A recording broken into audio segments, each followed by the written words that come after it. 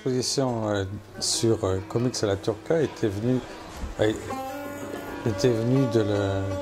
des associations turques qui voulaient organiser des manifestations sur la commémoration des 50 ans d'immigration turque pour certains travaux que j'avais faits auparavant.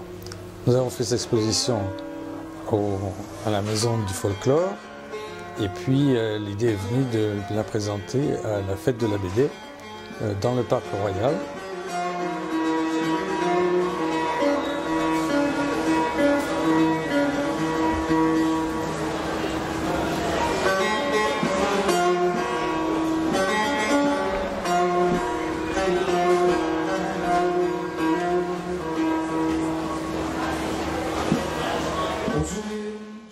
Nous avons voulu profiter aussi de ces activités au Parc Royal pour faire une présentation où on pouvait mélanger la musique, la danse et le dessin.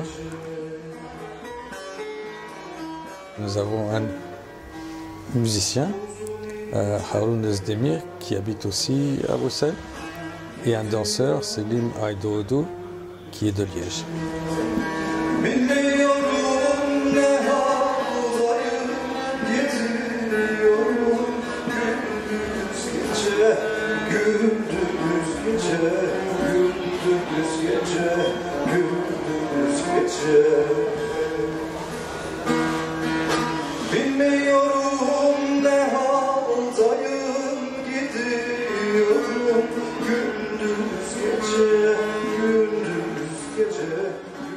Et ceux qui sont venus ici, ceux qui vont être montrés dans le concert de dessin, sont de jeunes dessinateurs qui ont été en Turquie tous les deux, en ce qui concerne Gülün Lokar et Eugenio Nitolo, et un caricaturiste turc qui lui habite à Bruxelles.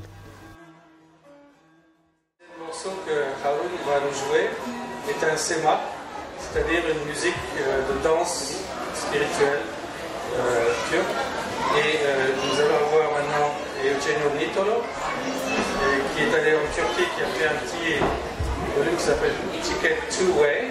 Il a dédicacé ce matin, mais que vous pouvez trouver encore en vente sur le stand où nous avons Comics à la Turca.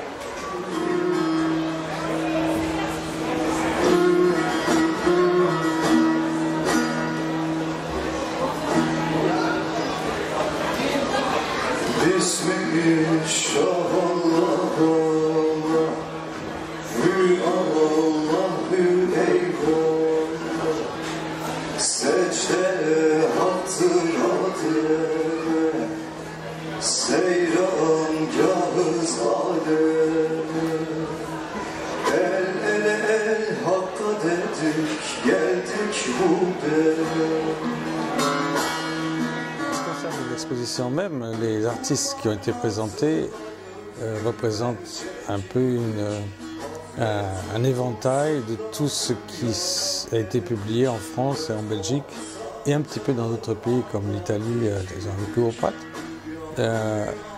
Nous avons recensé à peu près 70 BD qui traitent plus ou moins de la Turquie et on a essayé de montrer les dessins qui étaient les plus significatifs de toutes sortes, que ce soit pour les enfants comme Nathalie Bécassine, ou des choses un peu plus osées, disons, comme Jean.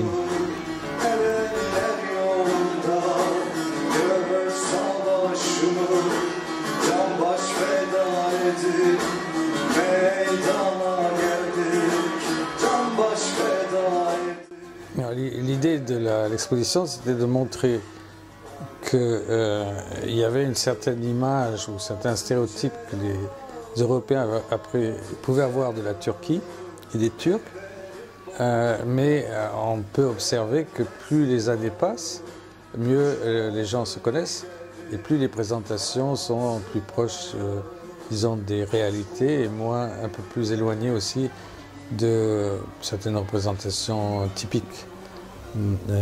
C'est pour montrer un petit peu cette évolution. Alors, notre aspect qui est pour l'avenir probablement, c'est qu'il y a maintenant un début de production de BD turques en Turquie, et y compris certaines que je connais et qui montre la France ou la Belgique dans des bandes dessinées très récentes et qui serait peut-être intéressant de voir pour avoir justement l'idée des regards croisés.